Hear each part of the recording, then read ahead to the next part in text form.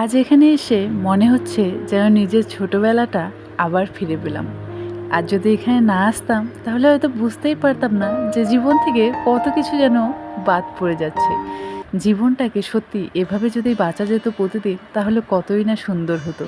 তো হ্যালো বন্ধুরা, welcome to Isha's creatives blogs. আশা করছি সকলেই খুব ভালো আছো, আমিও ভালো আছি।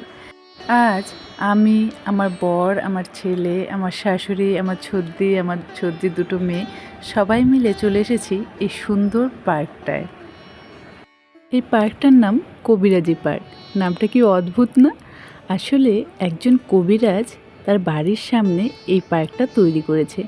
উনি এই সমস্ত কবিরাজি কাজ করে, তাই ওনার কাছে প্রচুর লোক আসে চিকিৎসা করাতে।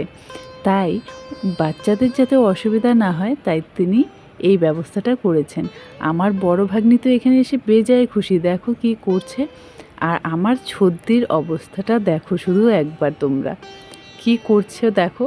ও আর বাচ্চাদের সাথে সাথে তাল মেলাচ্ছে। মানে আমরা আজ সবাই বড়রা ছোট হয়ে গেছি। মনে হচ্ছিল যে ছোটোবেলাটা যেন ফিরে পেলাম, এত আনন্দ হচ্ছিল কি আর বলি। আর এদিকে আমি ছেলেকে দোলনায় নিয়ে একটু দোল খাচ্ছিলাম। এখানে এসে জানো তো, আমরা বড়রা যতটা না আনন্দ পেয়েছি তার থেকে অনেক বেশি আনন্দ পেয়েছে আমার দুটো ভাগ্নি, আমার ছেলেটা। বাচ্চাদের জন্যই তো এই পার্কটা বলো। আর বাচ্চার সাথে সাথে আমিও আমার ছোটোবেলাটাকে ভীষণভাবে এনজয় করছিলাম।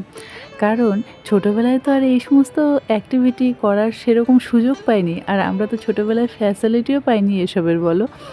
ছোটোবেলায় কখনো পার্কেও যাওয়া হয়নি, তাই এসব করাও হয়নি।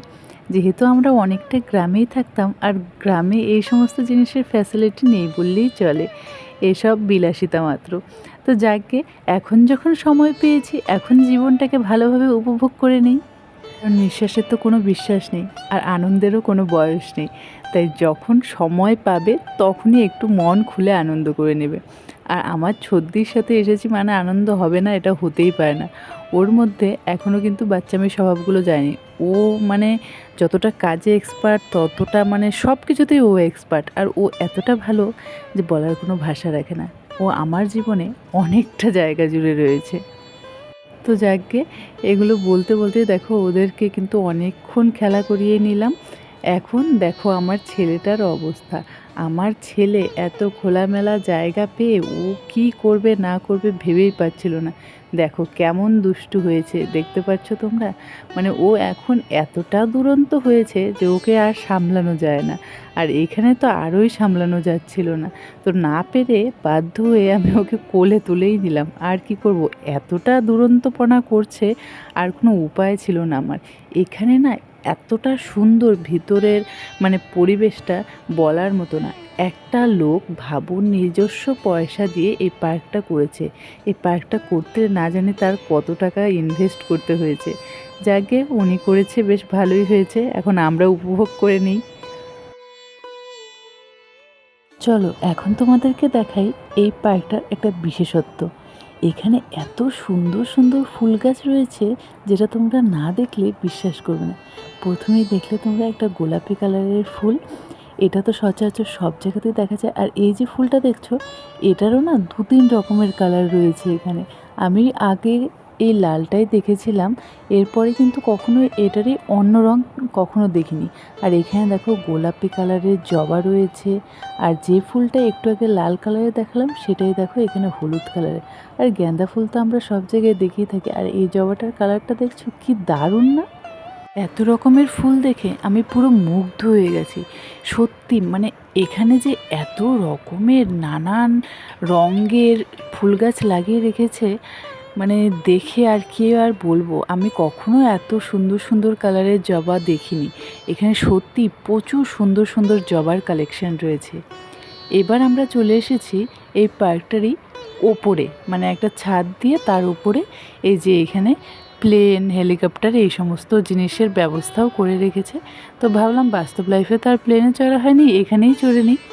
এরপর দেখো আমরা এই দোলনাটায় চড়েছি, আর এখানে চড়ে আমাদের হাসি কে আর দেখে। মনে হচ্ছিল একেবারে ছোটোবেলায় পৌঁছে গেছি, এত ভালো লাগছিল কিছু আর বলার নেই। আমি আর আমার দিদি বেশ আনন্দ করছিলাম।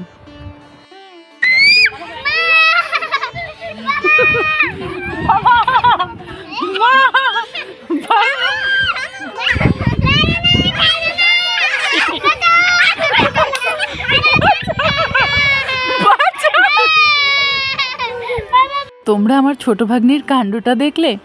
ও দোলনাতে উঠবেও আবার চিৎকারও পারবে। নিজের মার কোলে আছে কিন্তু তারপর চিৎকার করছে, মা বাবা বাঁচাও, আমাকে বাঁচাও।